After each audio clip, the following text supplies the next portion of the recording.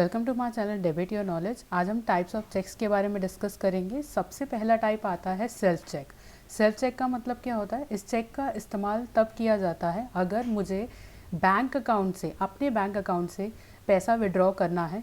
उस केस में मैं सेल्फ चेक का इस्तेमाल करूँगी। सेल्फ चेक का फॉर्मेट कुछ इस तरीके से दिखता है। पे के आगे हम सेल्फ लिखते हैं और रुपीज़ के आगे हम वर्ड्स में अपना अमाउंट लिखते हैं जितना हम विड्रॉ करवाना चाहते हैं, और यहाँ पे हम नंबर्स में लिखते हैं जितना पैसा मुझे विड्रॉ करवाना है, और यहाँ सिग्नेचर आती है और ये डेट आती है। बड़ा बेसिक सा चेक होता है और ये हम सब यूज़ करते रहते हैं। Next is your self cheque. Your self cheque का इस्तेमाल कब किया जाता है? अगर जहाँ पर आपका बैंक अकाउंट है, अगर आपको अपने बैंक को ही पेमेंट करना है तो इस केस में योर सेल्फ चेक का इस्तेमाल होता है। फॉर एग्जांपल, मेरा पीएनबी में अकाउंट है और मुझे पीएनबी में एक एफडी अकाउंट भी खुलवाना है, ठीक है। तो इस केस में मुझे अपनी एफडी की पेमेंट अपने सेविंग अकाउंट से करनी है। तो इस केस में क्या करूँगी, मैं पीएनबी को चेक दूंगी और पे के आगे योर सेल्फ लिख दूंगी, ठीक है। तो इस केस में योर सेल्फ चेक का इस्तेमाल होता है। नेक्स्ट टाइप है बियरर चेक। बियरर चेक का मतलब क्या होता है कि अगर आपको किसी पार्टी को या किसी इंसान को पेमेंट करना है अपने बैंक अकाउंट के थ्रू, तब आप बियरर चेक ड्रॉ करते हैं, और जिस भी इंसान ने उस चेक को होल्ड कर रखा है या जिसका नाम आपने उस चेक पे लिखा हुआ है, और वो आपके बैंक में जाएगा और कैश काउंटर पे इस चेक को देगा और उसे एनकैश करवा लेगा। मैंने क्या बोला कि किसको पैसा मिलेगा? जिसका नाम लिखा हुआ है चेक पे, या फिर जिसने भी इस चेक को होल्ड किया हुआ है, वो भी आपके बैंक से पैसा ले सकता है। यहाँ पे इसीलिए चेक पे लिखा होता है ना, और बियरर। एक तो मतलब क्या हुआ इसका कि या तो जेरी को पेमेंट मिलेगी या फिर जिसने भी इस चेक को होल्ड कर रखा है उसको पेमेंट मिलेगी, ठीक है।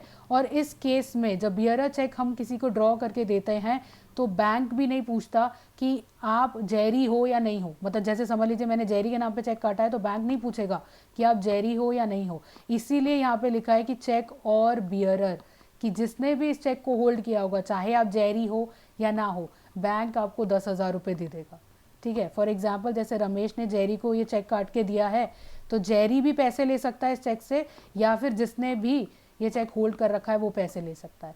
क्या इस चेक को हम ट्रांसफ़र कर सकते हैं? बिल्कुल कर सकते हैं। समझ लीजिए कि जेरी ने इस चेक को ट्रांसफ़र कर दिया टॉम को, तो वो आराम से ट्रांसफ़र कर सकता है, बस चेक उसको पकड़वा देगा, क्योंकि जब बैंक पूछ ही नहीं रहा कि आपको जेरी हो या ना हो, तो सिंपली वो चेक टॉम को दे देगा और उसको कोई सिग्नेचर करने की ज़रूरत नहीं है। जेरी को कोई सिग्नेचर करने की ज़रूरत नहीं है इस चेक में कि मैं ट्रांसफ़र कर रहा हूँ टॉम को, ऐसा करने की ज़रूरत नहीं है। आराम से उसको चेक दे देगा और टॉम रमेश के बैंक में जाएगा और इस चेक से 10,000 रुपये ले लेगा, ठीक है। इसको हम बियरर चेक कहते हैं। बियरर चेक का मतलब क्या हुआ? जिसका नाम लिखा है या तो उसको पेमेंट मिलती है, या तो जिसने भी इस चेक को होल्ड कर रखा है उसको पेमेंट मिलती है। इसीलिए ये चेक रिस्की है। रिस्की कैसे है कि देखिए, समझ लीजिए जेरी से ये चेक चोरी हो जाता है, जेरी से ये चेक चोरी हो जाता है या फिर जेरी से ये चेक खो जाता है, तो इस केस में क्या होगा कि जिसने भी ये चेक को चुराया है या जिसके भी हाथ पे ये चेक लग गया है, तो वो रमेश के बैंक में जाएगा और चेक को एनकैश करवा लेगा, क्योंकि बैंक तो पूछेगा ही नहीं ना कि आप जेरी हो या नहीं हो, क्योंकि चेक पे क्या लिखा है, जेरी या फिर बियरर, ठीक है। इसीलिए उसको हक मिल जाता है कि वो चोर को हक मिल जाता है कि वो भी 10,000 रुपये ले सकता है। तो इसीलिए ये चेक थोड़ा रिस्की है। जैसा आपने देखा कि बियरर चेक में रिस्क है इस चीज़ का कि कोई भी इंसान उसको एनकैश करवा सकता है, तो उसी रिस्क को ओवरकम करने के लिए हमारे पास आता है एक ऑर्डर चेक। ऑर्डर चेक कैसे काम करता है कि समझ लीजिए कि रमेश ने एक ऑर्डर चेक बनाया जेरी के नाम पे, तो पे के आगे जेरी लिख देगा और बियरर के ऊपर लाइन मार देगा। जैसे यहाँ पे आप देख रहे हो कि लाइन मार दिया और बियरर के ऊपर। इसका मतलब क्या हुआ कि इस चेक से केवल जेरी को ही पेमेंट हो पाएगी। मतलब क्या हुआ कि जेरी रमेश के बैंक में जाएगा और बैंक उसकी आइडेंटिटी पूछेगा कि आप जेरी हो या नहीं हो, तभी हम आपको 10,000 रुपये देंगे, ठीक है। तो इसीलिए ये ऑर्डर चेक कहलाता है। क्या ये चेक ट्रांसफ़र हो सकता है? बिल्कुल हो सकता है, पर जेरी को यहाँ पे प्रॉपर चेक के पीछे साइन करना होगा जिसको ट्रांसफ़र कर रहा है। फॉर एग्जांपल, यहाँ पे हम टॉम को ट्रांसफ़र कर रहे हैं तो जेरी टॉम का नाम लिखेगा कि मैं इसको ट्रांसफ़र कर रहा हूँ और अपनी सिग्नेचर करेगा। इसको बैंक की भाषा में फुल एंडोर्समेंट करना कहते हैं। तो ये ऑर्डर चेक कहलाता है। इसमें इस चीज़ का रिस्क ख़त्म हो जाता है कि जिसने भी होल्ड किया हुआ है उसको पैसा नहीं मिलता। ये एक ऑर्डर चेक है कि हम ऑर्डर दे रहे हैं कि इस इंसान को ही ये पैसा मिलना चाहिए और इसकी आइडेंटिटी चेक करो कि वो ये इंसान है या नहीं है। तो ये ऑर्डर चेक होता है जिसने बियरर चेक की लिमिटेशन को ख़त्म किया है। देखिए, जो हमने पीछे अभी चेक के बारे में पढ़ा है, सेल्फ चेक, बियरर चेक और ऑर्डर चेक, उस चेक में क्या होता था कि हम ड्रॉअर के बैंक में जाते थे और कैश काउंटर पे जाकर उस चेक को एनकैश करवा लेते थे। मतलब कि चेक की जगह हमें कैश मिल जाता था, हम कैश काउंटर पे जाके कैश ले लेते थे ड्रॉअर के बैंक में जाकर। ड्रॉअर का बैंक का मतलब क्या है? ड्रॉअर का मतलब क्या, पहले ये समझिए। ड्रॉअर का मतलब होता है जो चेक को ड्रॉ करता है, जो चेक आपको काट कर देता है, उसके बैंक में जाते थे आप और कैश काउंटर में आपने चेक दिया। सेल्फ चेक के बारे में बात हो रही है, बियरर चेक के बारे में बात हो रही है और ऑर्डर चेक के बारे में बात हो रही है। इन तीनों चेक को आप कैश काउंटर पे जाके दोगे और आपको कैश मिल जाएगा, ठीक है। पर अब हम उस चेक के बारे में बात करते हैं जिसमें अकाउंट टू अकाउंट पेमेंट होती है, उसी को ही हम क्रॉस चेक कहते हैं। क्रॉस चेक क्या होता है? जिसमें अकाउंट टू अकाउंट पेमेंट होती है। मतलब कि किसी इंसान ने आपको चेक दिया, क्रॉस चेक दिया, ठीक है, तो आपको पैसा नहीं मिल जाएगा, आपके अकाउंट में पैसा आएगा, ठीक है। आप ऐसे डायरेक्ट जाके कैश काउंटर में जाके उस चेक, क्रॉस चेक से पैसा नहीं ले सकते, आपके अकाउंट में पैसा आएगा, उसको हम कहते हैं क्रॉस चेक। क्रॉस चेक चार टाइप के होते हैं: journal crossing, special crossing, not negotiable crossing और अकाउंट पे क्रॉसिंग।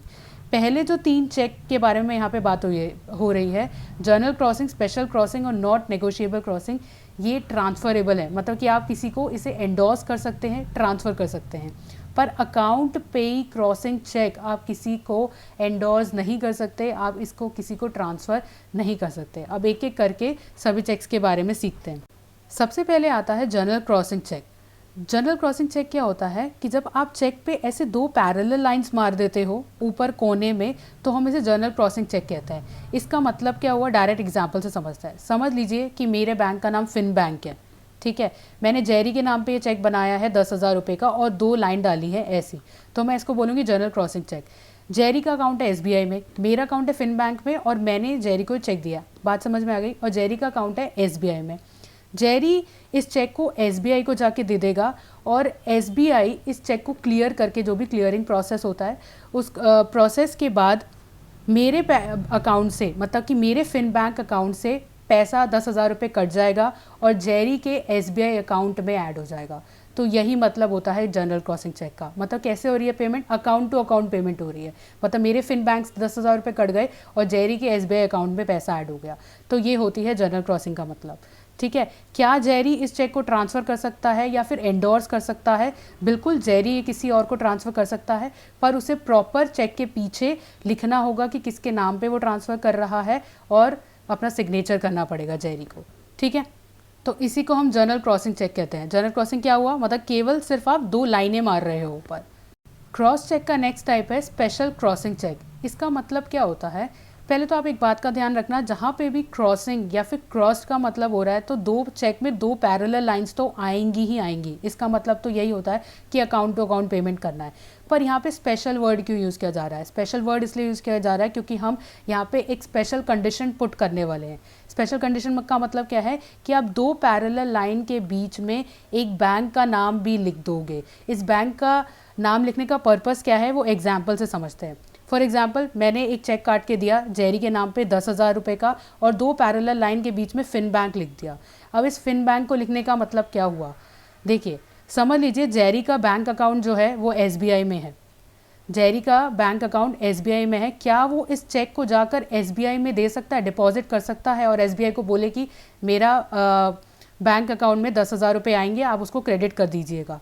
नहीं कर सकता, क्योंकि यहाँ पे कंडीशन डाल दी है मैंने फिन बैंक की। जेरी इस चेक को केवल डिपॉजिट कर सकता है फिन बैंक में और उसको डिपॉजिट करने के लिए, इस चेक को डिपॉजिट करने के लिए उसके पास फिन बैंक में एक अकाउंट होना ज़रूरी है। अगर उसका फिन बैंक में अकाउंट है तो इस चेक को जाके डिपॉजिट कर सकता है। अगर उसका फिन बैंक में अकाउंट नहीं है तो फिर वो नया खुलवा सकता है इस चेक से पैसे लेने के लिए, 10,000 रुपये लेने के लिए।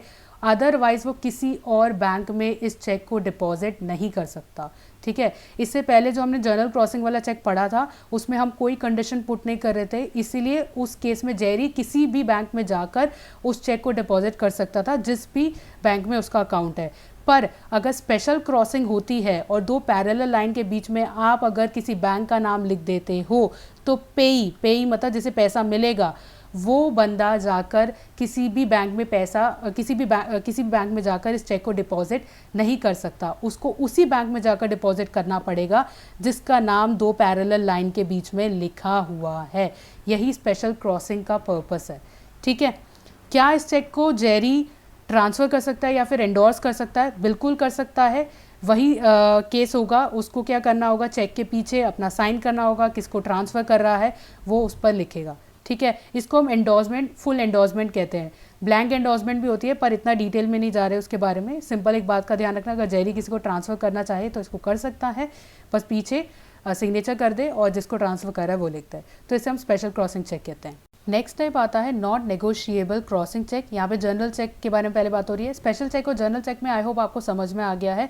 जनरल क्रॉसिंग चेक का मतलब ये होता है कि आप सिंपल दो पैरेलल लाइन मार देते हो और उस पर आप कोई कंडीशन नहीं डालते हो कि भाई इसी बैंक में जाकर आपको ये चेक डिपॉजिट करवाना है। ठीक है, ये कंडीशन उसमें नहीं होती है। तो जनरल क्रॉसिंग में क्या होता है, केवल दो पैरेलल लाइन मार देते हो। और स्पेशल क्रॉसिंग चेक में क्या होता है कि आप उसमें कंडीशन डाल रहे हो। दो पैरेलल लाइन के बीच में आप एक बैंक का नाम लिख दोगे और आपने कंडीशन डाल दी कि इसी बैंक में जाकर ये चेक डिपॉजिट हो सकता है। तो जनरल क्रॉसिंग और स्पेशल क्रॉसिंग में आपको डिफरेंस समझ में आ गया। अब हम नॉट नेगोशिएबल क्रॉसिंग चेक के बारे में समझते हैं। नॉट नेगोशिएबल क्रॉसिंग चेक कैसे बनाया जाता है, दो पैरेलल लाइन बनाकर उसके बीच में हम नॉट नेगोशिएबल लिख देते हैं। इसको हम डायरेक्ट एग्जाम्पल से समझते हैं कि नॉट नेगोशिएबल का मतलब क्या है। नेक्स्ट टाइप आता है नॉट नेगोशिएबल चेक का मतलब क्या होता है कि ट्रांसफरर के पास बेटर टाइटल है या गुड टाइटल है as compared to transferee. Example से समझते हैं। समझ लीजिए कि रमेश ने एक नॉट नेगोशिएबल क्रॉसिंग चेक दिया है 10,000 रुपये का जेरी को। ठीक है, और जेरी को पता है कि रमेश जो है डिसऑनर नहीं करेगा और ये चेक डिसऑनर नहीं होगा, मतलब किसी भी रीज़न की वजह से ये चेक डिसऑनर नहीं होगा। अगर ये डिसऑनर हो भी जाता है तो जेरी के पास अधिकार है कि वो एक्शन ले सकता है रमेश के खिलाफ। तो मैं क्या बोलूँगी, जेरी के पास एक गुड टाइटल है और बेटर टाइटल है। ठीक है, समझ लीजिए कि टॉम ने इस चेक को चुरा लिया जो कि जेरी के पास था और उसमें चेंजेस कर कर ये चेक जो है ट्रांसफ़र कर दिया मुकेश को। ठीक है, जब टॉम ने जेरी से ये चेक चुराया था तभी उसका टाइटल ख़राब हो गया, वो डिफेक्टिव टाइटल कहलाएगा। उसमें डिफेक्ट आ गया, उस टाइटल में डिफेक्ट क्यों आ गया कि अगर वो चेक डिसऑनर हो जाता है तो क्या टॉम के पास अधिकार होगा कि वो केस करेगा? नहीं कर सकता ना, वो केस नहीं कर सकता। तो इसीलिए जैसे ही टॉम ने जेरी से ये चेक चुराया तो उसका टाइटल जो है खराब हो गया और पर उसने इसी चेक को मुकेश को ट्रांसफ़र कर दिया क्योंकि टॉम को मुकेश को 10,000 रुपये देने थे और मुकेश ने जाकर अपने बैंक में ये चेक डिपॉजिट कर दिया। ठीक है, और फिर मुकेश को पता चलता है कि ये चेक तो डिसऑनर हो गया। क्या मुकेश केस कर सकता है टॉम पर? क्या मुकेश केस कर सकता है टॉम पर? नहीं कर सकता, क्योंकि टाइटल ही डिफेक्टिव है। उस चेक का टाइटल ही डिफेक्टिव था, वो टाइटल बैड टाइटल हो गया, तो गुड टाइटल से बैड टाइटल बन गया था जैसे ही टॉम ने उस चेक को जेरी से चुराया था। ठीक है, इसीलिए ये नॉट नेगोशिएबल क्रॉसिंग चेक कहलाता है।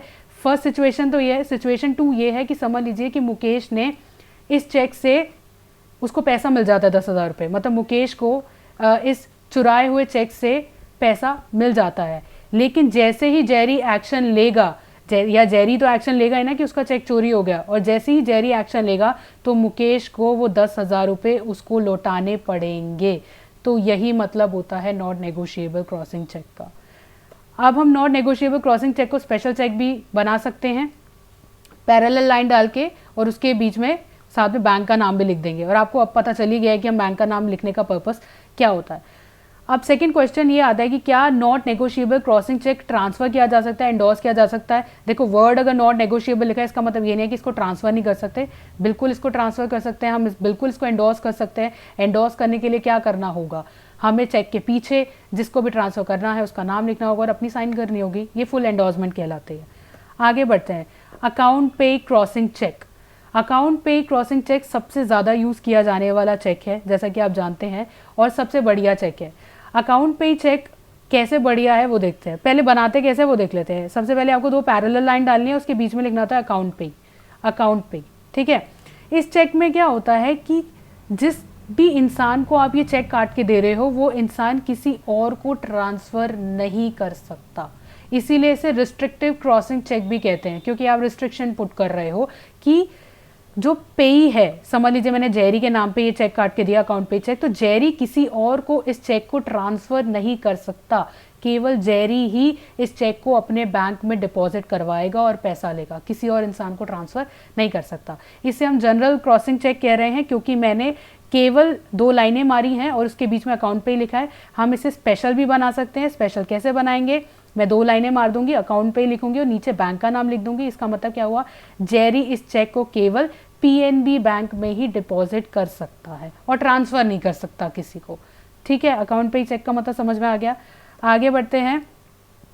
एक और पॉइंट है आपके दिमाग में आ रहा होगा कि समझ लीजिए कि किसी ने आपको चेक दिया है, एक सिंपल चेक दिया है, किसी ने आपको एक सिंपल चेक दिया है, जैसे मैंने यहाँ पे जेरी को एक ऑर्डर चेक दे दिया है। ऑर्डर चेक का मतलब आप जानते हैं कि क्या होता है, वो बैंक काउंटर में जाएगा, कैश काउंटर में जाएगा बैंक के, और वहाँ पे जाकर एनकैश करवा लेगा।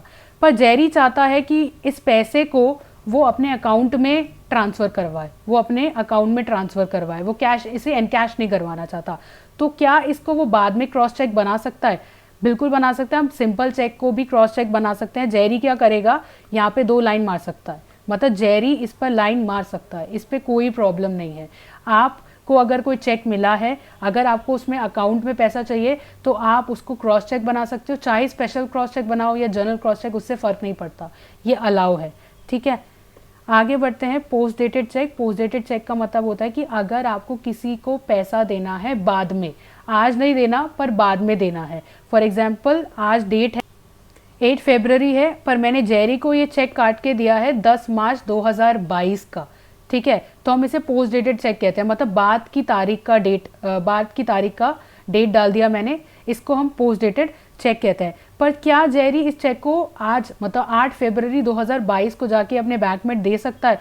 बिल्कुल दे सकता है, पर बैंक इसको एनकैश या फिर इसके अकाउंट में पैसा तभी डालेगी जब ये डेट आ जाएगी 10 मार्च। ठीक है, आगे बढ़ते हैं कैंसिल चेक के बारे में। कैंसिल चेक का पर्पस क्या होता है? कैंसिल चेक पहले दिखता क्या है वो देख लेते हैं कि हम 2 ऐसे पैरेलल लाइन मारते हैं और उसके बीच में कैंसिल लिख देते हैं और कुछ नहीं लिखते, कुछ नहीं करना होता इसमें।